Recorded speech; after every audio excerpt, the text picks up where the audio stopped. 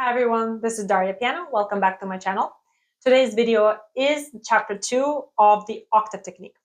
It will be primarily targeting intermediate players, but if you are a beginner, you might still watch it and progress faster with the octave development. And if you're an advanced player, maybe you will look back into your technique and find something that can improve. For this video, I will be referring to this book by Theodore Kullak, and it's specifically designed to improve your octave playing. It's a school of octave playing. This one has a lot of advanced exercises as well, but we're going to stick to the first few just to get you started. I will talk about accuracy and exercises that help you improve the accuracy of thumb stroke of 4 and 5, which we use primarily to play the octaves, how to go about choosing the most comfortable fingering and what kind of possibilities one can have, especially when it comes to playing legato, which is quite tricky. I will mention the types of hand position that could help you improve your legato playing of the octaves and also foreshadows voicing in octaves. Articulation types, we'll discuss mainly staccato and legato. And we'll talk about the improvement of dexterity and mainly using your wrist to help you do it. And I will throw you a little tip on how to use your thumb on white keys versus black keys when you play octaves. First, I would like to discuss the difference in playing octave staccato versus legato. And this is what the preparatory exercises are devoted to in the Kullak book. He makes his own explanation of how the wrist behaves in both instances, and I find them a little bit convoluted, so I'm going to explain it in my own words to you, but I'm going to use his exercises to illustrate. So for staccato, we simply need to use our normal wrist down-up movement, like that, and the wrist is relieved as well as the fingers are relieved also of the key, and you jump to the next key, right? So you can continue playing on every single note with the wrist, and you should be able to do that. This exercise is for that. But you also can, like I showed in the previous video, combine with the side wrist movement and down up for a longer string of notes to be connected. For example, right? So I'm doing down, next note sideways, and eventually up. So my staccato is also relying a lot on my fingertips. So that's another way to do it. But nevertheless, my wrist is very supple and it is easy to lift. It's very light. And the idea is, even if I have this, I still have the flexibility of the wrist and I can lift it in any moment and it's not creating any tension. Now, for the exercises that he gives, he specifically wants you to train that ease of lifting wrist and being very light with your hand. And your fingers can be light as well. Now, he also mentions that there are two types of stroke for the thumb. It will also pertain to later exercises where when you have a heavy attack, like a forte kind of thing, you can put as much of a thumb as maybe like this, half of the finger, and just, unless you have a very small hand and you can barely reach, then you put whatever you can on the key, right? So it gives you kind of more aggressive attack. And if you want a lighter and piano sound, you can put the thumb right on this place where I usually put my thumb there. So it creates a very delicate and very light and piano sound. Okay? So in this exercise, he just wants you to train the lifting of the wrist with a staccato. So let's try that. So 1A is first quarter notes. We'll do slowly. You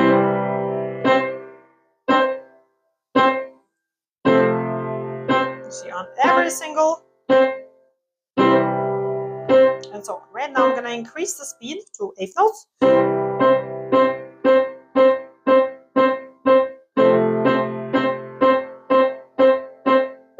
Now I have, let's do piano now, so I'll do a little bit lighter touch. We have groups of 3 triplets.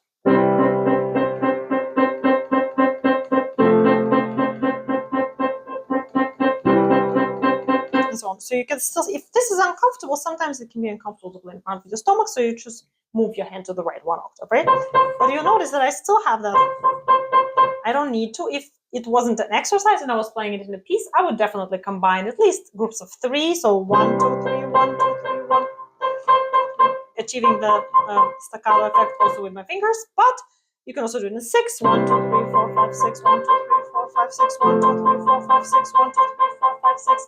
And now he gives you 16th notes. So 1, 2, 3, 4, 1, 2, 3, 4, 1, 2, 3, 4, 1, 2, 3, 4, 1, 2, 3, 4, 1, 2, 3, 4, 1, 2, 3, 4. See? And you're going to say, well, how can I so quickly release? Well, this is what the exercise is for. If you can't quite reach that tempo right away, just do it slower, but make sure on every single one, you release that wrist, right? Okay, same thing can be done with the left hand. Let's try left hand.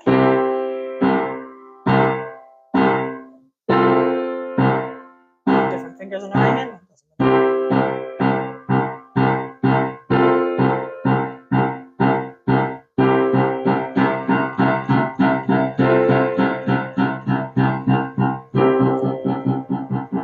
I automatically, in the left hand, I go to combining them in one gesture because this is just not very efficient, but it's a good exercise to develop that movement. Yeah, so let's try it.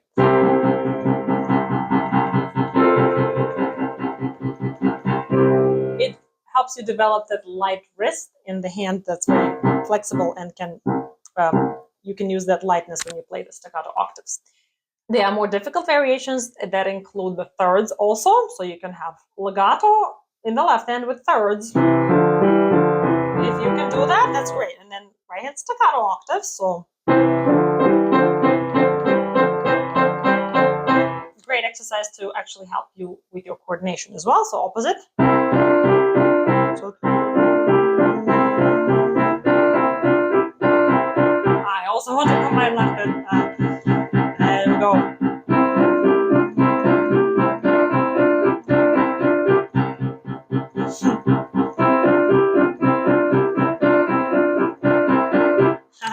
Yeah, they got me.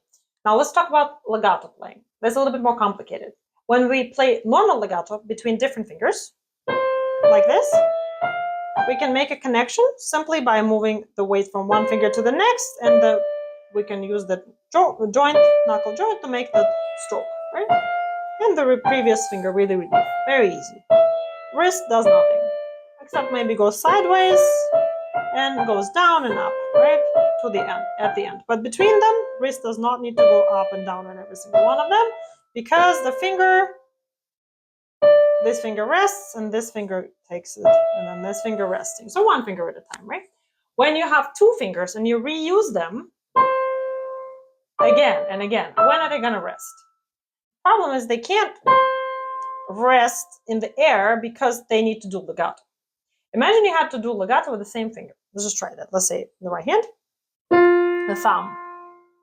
Well, you could do this, but that's not legal, right? So we fake the legato by doing this glissando, almost, right? So we do not lift. We cannot lift fully off the key. We just kind of like roll over to the next key, kind of glissando way. Now he calls that a pressure touch, where instead of striking up down, you simply don't lift, you move to the next key and you press. So by pressing, just applying the pressure, key goes down, but it's a kind of a very passive stroke, right? So we can't use this joint to raise our fingers. But somehow we need to not get tense, because if we're going to keep using the same finger without releasing anything, then we're definitely going to get stuck within the realm of pain. We don't want that. So instead, we use a legato that's assisted with the wrist. So what the wrist is going to do, what it can do, is when you lift the wrist before the next stroke, you release that tension. And then you move to the next stroke, go down. Down, up, down. And he gives you different exercises for that. First one that he tells you is that he distinguishes depressing the key, like wrist is down, and then raising the key, raising the wrist, and then back. And he wants you to have proportional raise and fall. And let's just try that. So 1, this is exercise A. Depress, raise, depress, raise. So 1, 2, 3, 4. It is similar to the wrist exercise we did before in the corners book. So you just do wrist up and down, right? So this is with 2 fingers still holding up and down. Now, what is very useful about this is you don't have to do it on every single note. if you do legato. It's not necessary. You can totally play, like I said before, combine into groups, like. But if you need to keep legato, you eventually need to lift, right? And then you depress again. And so on, right? And you can do it with the frequency of rising and falling of the wrist can be determined by the musical pattern. A great example of frequent raising and falling is falling on the white key, being lower, and raising on a black key. Right? Down. Now, if you have two white keys in a row, you just stay down and use the side motion and then go up again on a black key. These are the exercises that he gives. Let's see. So I'm going to do both hands at the same time to save time for you. So this is exercise B. Down, raise, down, raise on the black key, so depress, raise, depress, raise on the black key. The problem with the black key, you can't really play it down because then what happens? I'm going to probably press something with my palm on the white keys, and I don't want that. So down, up on the black key, and then down. Now, the same thing can be, well, this is practically the same. Exercise D, same thing, down, raise, and down. Another thing you can do here is what it shows you is with the slur is slide. You can do it with the black key to the white key, slide with 4. You can also do it with the 5, but 5 on the black key is a little tricky. Now, another thing that he talks about here is how you position your thumb on the white key versus position of thumb on the black key. So on the white key, the ideal position of the thumb is slightly curved inwards. And usually it's on the edge, but when you play octaves with black keys, I recommend putting it closer to the black key because that way you avoid doing this. I probably mentioned that before. And notice this is different from raising your wrist, right? Because raising your wrist is a necessary movement to relieve the tension and to keep the flow smooth and relaxed. This is an unnecessary extra movement that takes energy out of you. You want to avoid that. So learn to distinguish the movement that you're doing. Is it really the wrist movement, or are you moving your entire hand on the keys up and down like this, right? So be careful. And going back to the thumb, so the thumb can be curved inwards. It should be curved inwards if possible. And on the black key, however, it's more like this. So it's the opposite. Because like this, it's trickier to press the black key. Sometimes we use it. It depends on, again, the artistic nature of the passage and what the passage requires, what kind of tone. Here you are, and then so you can notice my thumb changing its position, right? And so on. Same with the left hand.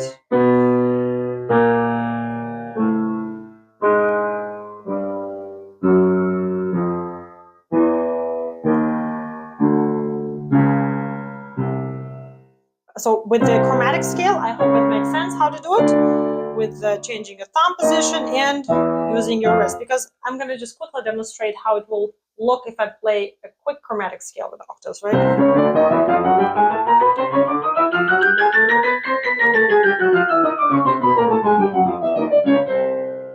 So that was kind of as much legato as I could achieve without using pedal. If you have a passage that is a legato but only white keys, there are 2 choices. So you can substitute the finger. Let's say start with a 5, move to 4, keep going, kind of, right? So, and you can, the best legato you can achieve is between 3, 4, 5, if your hand is big enough. But then eventually you still have to. So that's also a possibility using a 3. But then eventually you'll, but also, even if you use a 3, 4, 5, it only creates true legato for the top voice, but your thumb still needs to make that pressure touch kind of movement, right? Another way to do is a substitution of fingers, which you have 5. Let's say you've started with 5, then you move to 4, and so on. You can continue playing the legato. Now in here, he suggests 5, and then on the second one, you raise your wrist. Again, you don't have to do it every time, but this is an exercise for you to learn to do that whenever you need to. And so on, right? To train that would be to train substituting your fingers like this. Same with the left hand.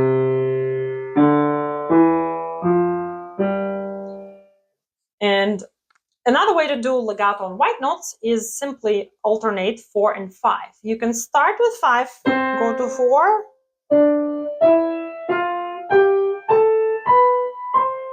and back if you wanted. And same thing with the left hand. Let's say you go 5, 4. Actually, here would be 4, 5.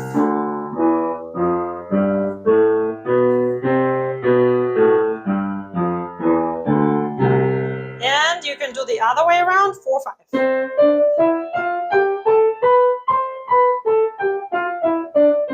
And the same thing here. You can do 5, 4.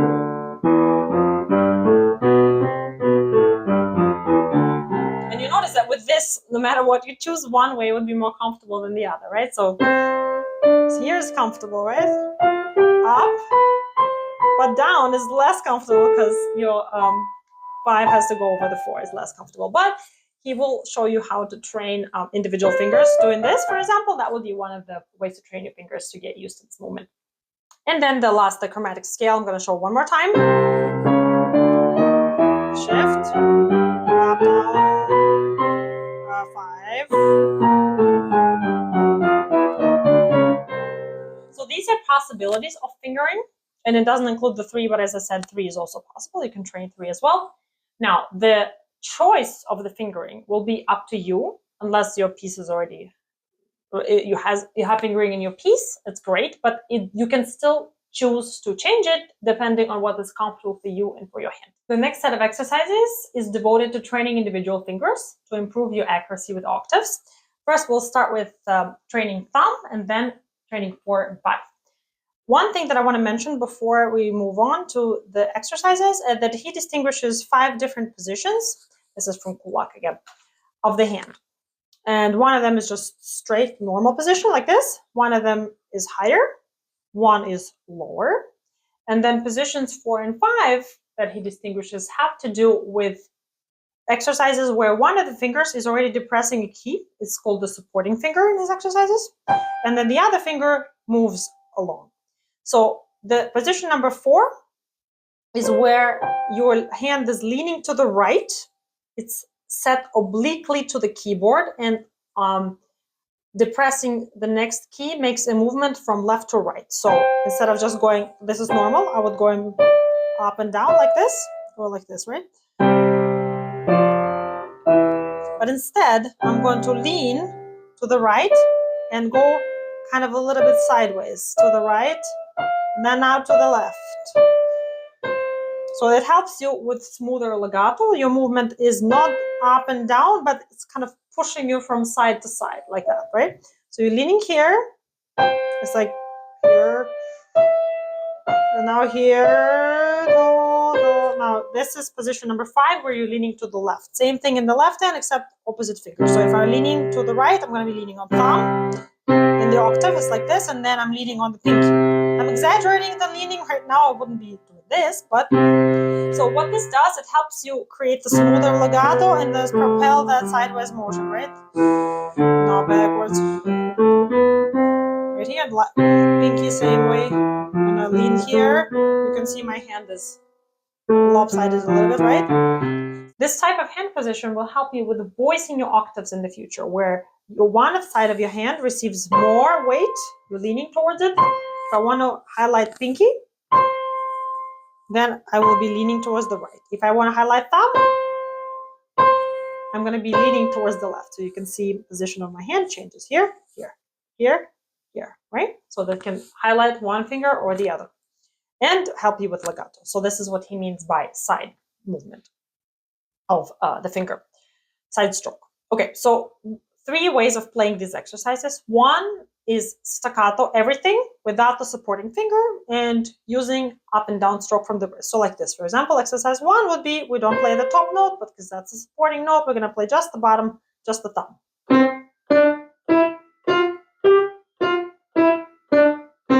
He says if you want the accent, then you can use a more vigorous stroke down. And as I said before, you can use this part of your finger to have a louder stroke, and then just a little bit of your tip of the finger, of the thumb, to make a very light or piano stroke, right?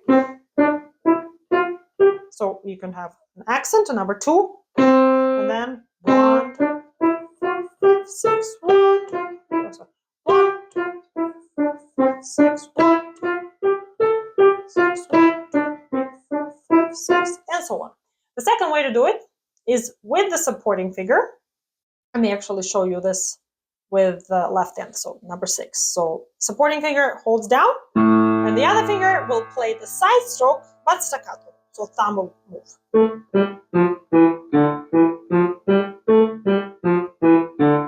Oh, sorry.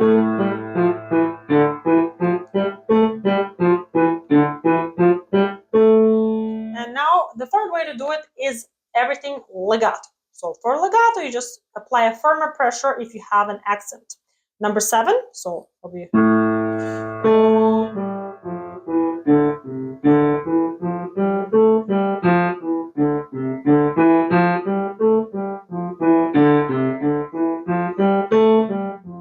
So you see how my hand is moving like this, right? So I'm leaning here and I'm leaning here. So notice that? This is exactly what's going to help me with legato. Yeah? And now we just see more complicated exercises, which include, for example, black notes. Number 5.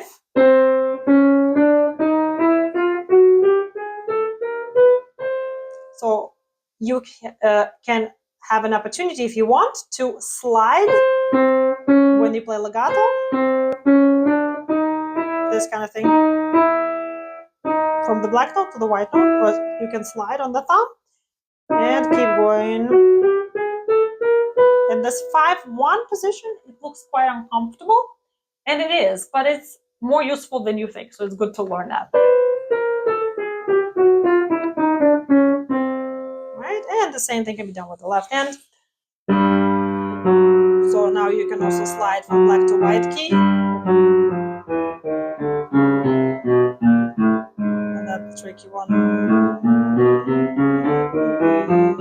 So my thumb is always at an angle, right? So it moves not just straight, but like sideways at an angle. And these are more difficult. So this is number 11 and 12 are still okay because they still involve only a step or half step. This is legato. Staccato is even easier. But you need to remember that for black keys, as I said before, you can use your thumb in this position and not in this position on the black key, right? So you have it like this, and then you go like this. So that helps you. So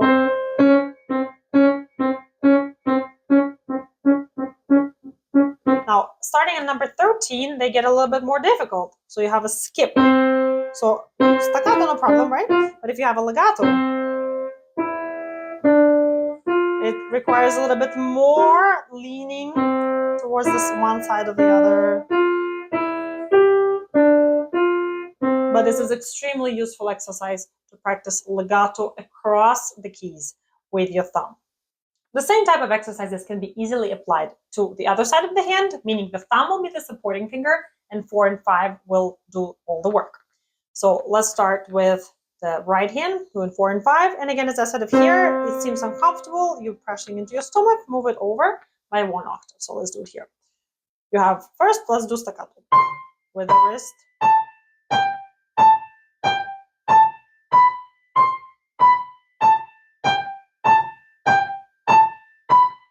That light wrist.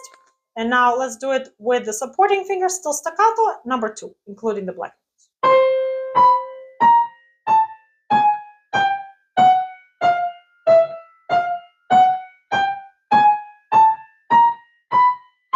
Between 2 white keys, you can still use 5-5 on FE, or you can use 5-4. That's not a principal difference in this exercise. Now let's do legato. Same thing.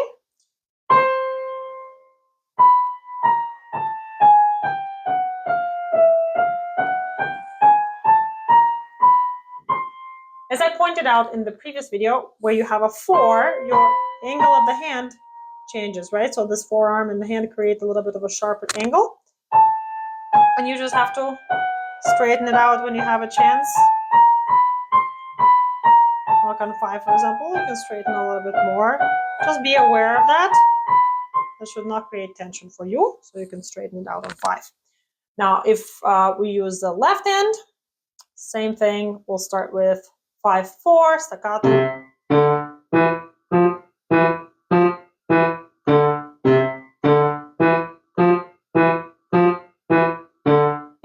Now, with the supporting finger here, it's not going to hold too long, so I'm going to let go quite quickly. You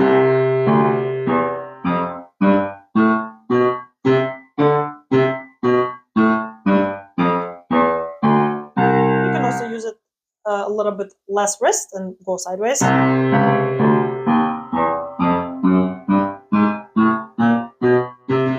here you have a choice of making a slide in, and let's do legato. So you can slide 4/4. That's what is written here, or you can go with the bottom fingering 4/5, and then 5 again. So this is actually more legato, because what I can do is I can slide here and then go 5. This also creates legato, right? 4/4, 5. True legato. On 4/5/5, that's a little bit cheat. It can sound good still, especially if you have a thumb with it. It can be a little difficult, so I would go probably with this if you have a thumb there, but you can choose. Again, it's good that if you have those skills of playing with different finger combinations, then you can choose for your octave passages in your pieces the most advantageous fingering for you. So you're not stuck with only one fingering because you don't know anything else. So this is a big improvement for those of you who are only familiar with one type of fingering for octaves. So you have choices. And choose depending on what your hand is like and what your hand likes to do and what your hand is comfortable with. And also try to make sure your choice reflects the musical meaning of the passage and what is important in that particular instance. Same thing here. All these exercises can be played in succession, and when it moves to more difficult things, like for example number 8, it requires you to go over the key with 4 and back to 5. Again, watch out for that angle and straighten out if you can. This is a little more advanced, so if it's too difficult for you, don't strain your hand, especially if it's difficult for you to stretch between 4 and 5. Just make sure you don't injure yourself. So you can stick with the adjacent note exercises for now if this is difficult. The left hand can do the same thing. 5, well, number 25. 5, oops. This is tricky. Okay. That's very tricky. Okay, you don't have to do this one. This is crazy. Okay, how about this one? That's one fine. Yeah, be careful with that angle, yeah?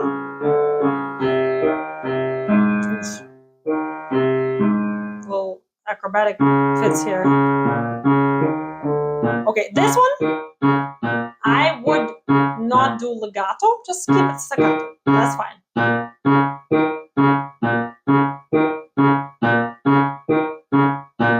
And that would be sufficient. I hope it was useful to you and you can use some of these exercises to help you improve your octaves. Thank you very much for watching and stay tuned for more videos. Bye.